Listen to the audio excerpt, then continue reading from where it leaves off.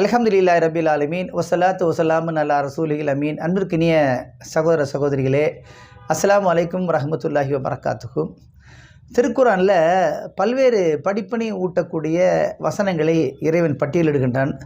அதில் பாருங்கள், சூரத்து நஹலில் குர்ஆன் இப்படி சொல்லுகிறது, ஓ இன்னலக்கும் ஃபில் அன்னாமில் இப்ரா, கால்நடைகளிலே உங்களுக்கு அழகான படிப்பினை இருக்கிறது அப்படின்னு சொல்லிட்டு இறைவன் சுட்டி காட்டுகிறான். நாம் தான் அந்த கால்நடைகளிலிருந்து சாணத்திற்கும் இரத்தத்திற்கும் இடையிலிருந்து பாலை நாம் புகட்டுகின்றோம் உங்களுக்கு. அது பருகுவதற்கு இன்பமாகவும் தூய்மையாகவும் இருக்கிறது. வதமில் லபனன் ஹாலிசன் சாயிகல் ஷாரிபீன் அப்படின்னு அல்லாஹ் சொல்கிறான். பாருங்கள், இதில் ரெண்டு விஷயத்தை இறைவன் சுட்டி காட்டுறாங்க. ஒன்று, கால்நடைகளில் உங்களுக்கு படிப்பினை இருக்கிறது அப்படின்னா என்ன மாதிரி படிப்பினை இருக்குது பாருங்கள். பால் ஊட்டக்கூடிய பல்வேறு மிருகங்கள் இருக்குது, ஆடு மாடு ஒட்டகம். அது மட்டும் அல்ல, இப்போ கழுதையும் பால் ஊட்டுகிறது, பன்றியும் பால் ஊட்டுகிறது. ஆனால் இந்த கால்நடைகளுக்கும் இதுக்கும் வித்தியாசம் இருக்குங்க. எப்படின்னு கேட்டிங்கன்னா, கழுதைக்கு அதனுடைய குட்டிக்கு எவ்வளவு தேவையோ அந்த அளவுக்கு தான் பால் வரும். அது அதிகபட்சம் ஒரு நாளைக்கு 1/2 லிட்டரோ 1 லிட்டரோ தான் வரும். அதே மாதிரி தான் பன்றிக்கும்.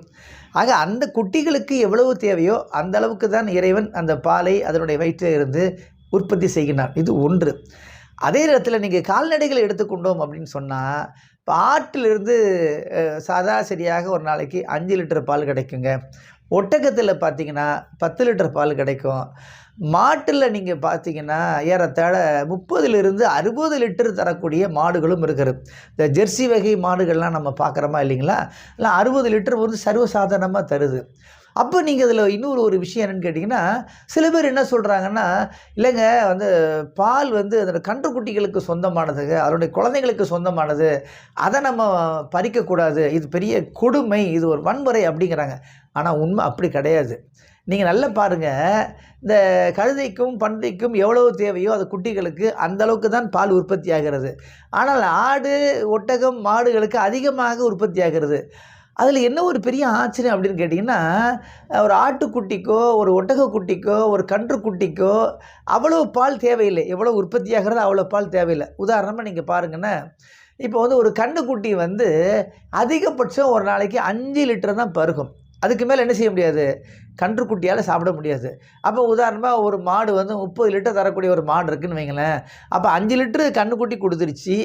அதுக்கப்புறம் மிச்சம் 25 லிட்டர் இருக்குதுன்னு வைங்களேன். அது என்ன செய்வாங்க, அப்போ அந்த 25 லிட்டரை கறக்கலைன்னா அந்த மடி கனத்து போய் அதுவே அதற்கு ஒரு நோயாக மாறிவிடும். அது ரொம்ப அதுக்காக அது கஷ்டப்படும். அப்போ அதுக்கு நம்ம ஆரோக்கியம் கொடுக்கணும். அந்த பாலை வெளியேற்றுவது மட்டும்தான் அந்த மாட்டை ஆரோக்கியமாக வைப்பதற்கான ஒரே வழிமுறை. ஆக அன்புக்குரியவர்களே, அப்போ இறைவனுடைய செட்டப் எப்படி இருக்குன்னு பார்த்தீங்கன்னா, இந்த கன்றுக்குட்டிக்கு கொடுக்கறத அது கொடுத்துருங்கப்பா. அதுக்கப்புறம் மிச்சம் உள்ளதெல்லாம் யாருக்கு, மனிதர்களுக்காக.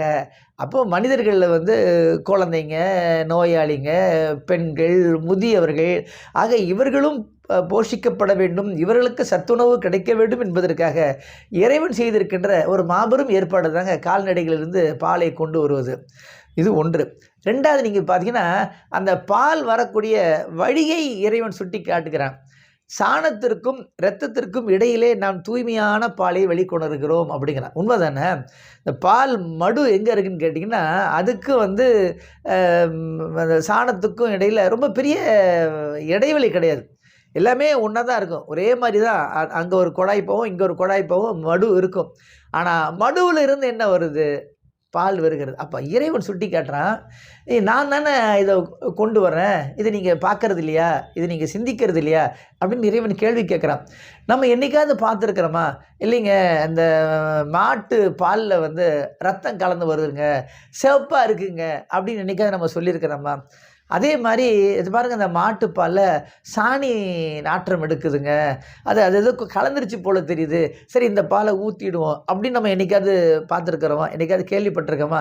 ஆனால் நீங்கள் பார்த்தீங்கன்னா மனிதர்கள் ஏற்படுத்தக்கூடிய சிஸ்டம் ஃபுல்லாக பல நேரங்களில் கொலாப்ஸ் ஆகி போய்விடும். உதாரணமாக நீங்கள் பார்த்தீங்கன்னா, குடிநீரில் கழிவு நீர் கலப்பது, குடிநீரில் சாக்கடை நீர் கலந்து வருவது, குழாய்களில் அன்றாட நாம் பார்க்கின்றோம். இது எந்த ஏரியானா வித்தியாசமே கிடையாது. எல்லா ஏரியாவிலும் இது போன்ற குளறுபடிகள் நடப்பதை பார்க்கின்றோம். ஆனால் என்னைக்காவது இந்த மாட்டு பால்லையோ அல்லது ஒட்டக பால்லையோ சாணி கலந்து வருதுங்க, ரத்த வாடை வீசுதுங்க அப்படின்னு நம்மளால சொல்ல முடியுமா? அப்போ இறைவன் சொல்றான், "இது என்னுடைய ஆற்றல் தானே" அப்படிங்கிறான். அதில இன்னொரு ஒரு சிறந்த விஷயம் என்னன்னு கேட்டீங்கன்னா, "தூய்மையான பாலை நாம் கொண்டு வருகின்றோம், வெளிக்கொண்டு வருகிறோம், உங்களுக்கு புகட்டுகின்றோம்" அப்படிங்கிறான். அதாவது ஒயிட்டு அப்படின்னாலே மில்க் ஒயிட்டு தாங்க. என்னதான் வெள்ளை இருந்தாலும், வெள்ளைக்கு உதாரணமா நம்ம எத சொல்றோம்? பால தானே சொல்றோம். மில்க் ஒயிட்டு அப்படின்னு தானே நம்ம சொல்றோம். ஆக அந்த அளவுக்கு அது தூய்மையா இருக்கிறது. ரொம்ப பார்ப்பதற்கு ரொம்ப கவர்ச்சியா வெள்ள வெளேர்ன்னு இருக்கிறது. அது மட்டுமல்லாமல் பருகுவதற்கு இனிமையாக இருக்கிறது. அப்போ இந்த இதெல்லாம் நாம் பார்க்கின்ற பொழுது, இறைவனுடைய ஆற்றலை நாம் விளங்கிக் கொள்வதற்கான வாய்ப்பு ஏற்படுகிறது. இறைவனுடைய வல்லமையை புரிந்து கொள்வதற்கான வாய்ப்பு ஏற்படுகிறது. ஆக இறைவனுக்கு நன்றி செலுத்த வேண்டும் என்ற உணர்வு நமக்கு மேலோங்குகிறது அல்லவா? ஆக இவற்றையெல்லாம் உள்வாங்கிக் கொண்டு இறைவனுக்கு நன்றி உள்ள மக்களாக நாம் மாறுவோமா? எல்லாம் வல்ல இறைவன் நம் அனைவருக்கும் கிருபை புரிவானாக. இறைவன் நாடினால் மீண்டும் சந்திப்போம். மறக்காம லைக் பண்ணுங்க, கமெண்ட் பண்ணுங்க, ஷேர் பண்ணுங்க. இது போன்ற வீடியோக்களை பார்க்க இஸ்லாம் டுடே சேனலை சப்ஸ்கிரைப் பண்ணுங்க. மறக்காம பெல் பட்டனை பிரஸ்